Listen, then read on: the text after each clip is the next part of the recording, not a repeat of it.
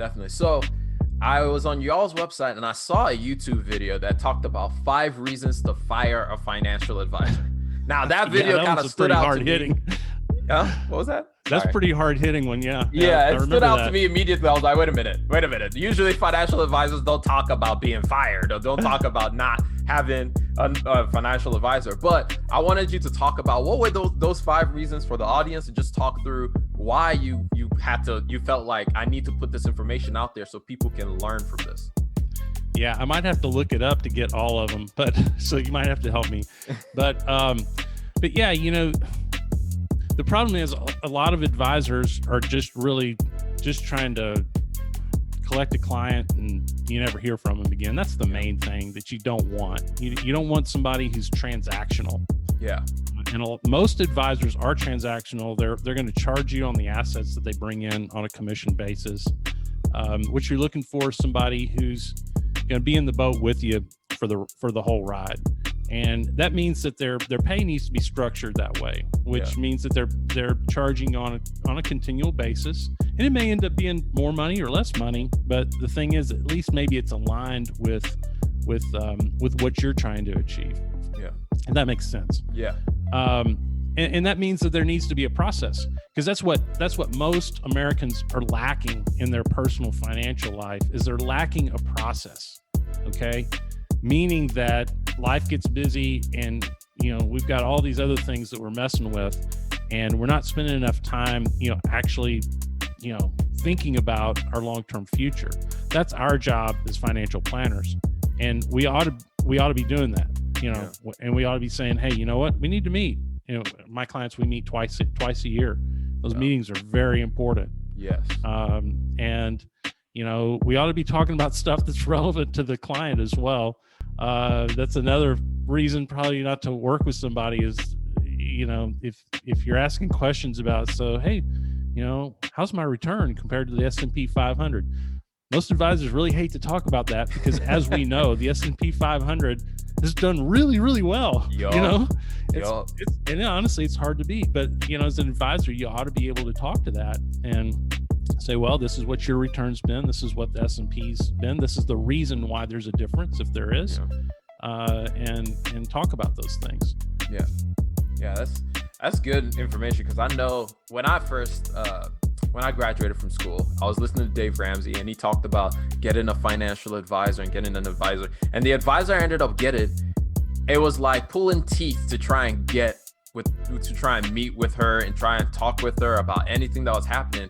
And one day I just got completely done with it and I was upset. And then that, of course, turned me completely sour to the whole idea of having somebody help me through the process. And I was just like, I'm not doing it. But then over time, I've met other people who have been much better advisors, who have been much better, so much more helpful in talking like, hey, this is what we're doing. This is the way to go. This is all the, talking me through each step of the way. Not that I have a financial advisor now, just because I'm able to handle a lot more things, but just understanding that there are people out there that actually try to do this the way to actually help you and not just like collect a paycheck, essentially.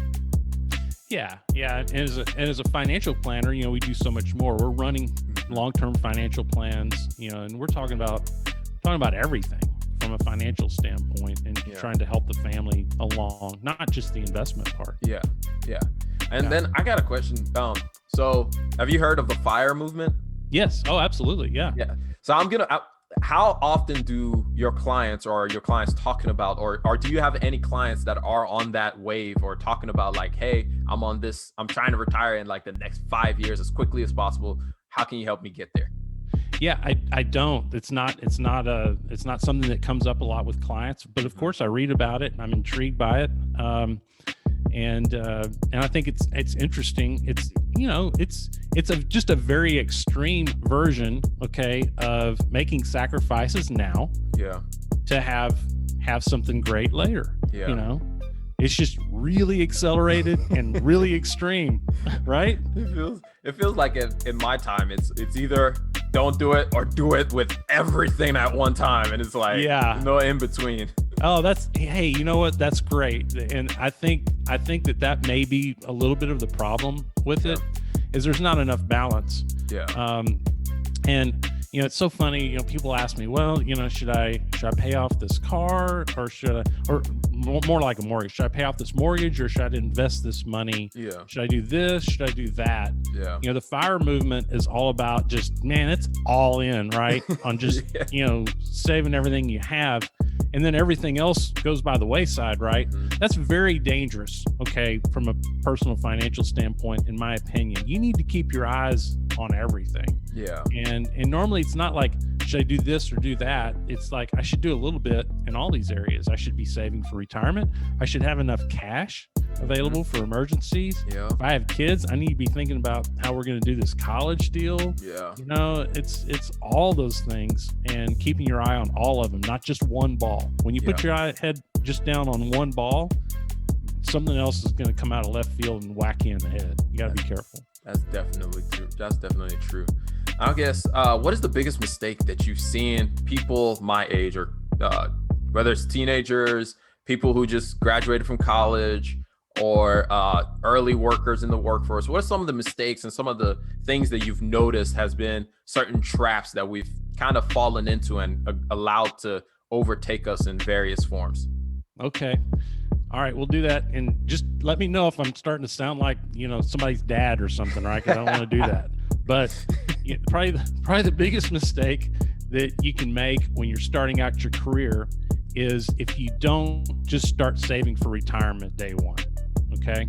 And it doesn't have to be a lot, but maybe it should be. I mean, you're making more money than you ever have, and you don't have the expenses yet to go with it, maybe with a family and all that. So maybe you ought to really sock away some money now. And a lot of people don't. They'll go, oh, I've got plenty of time for that.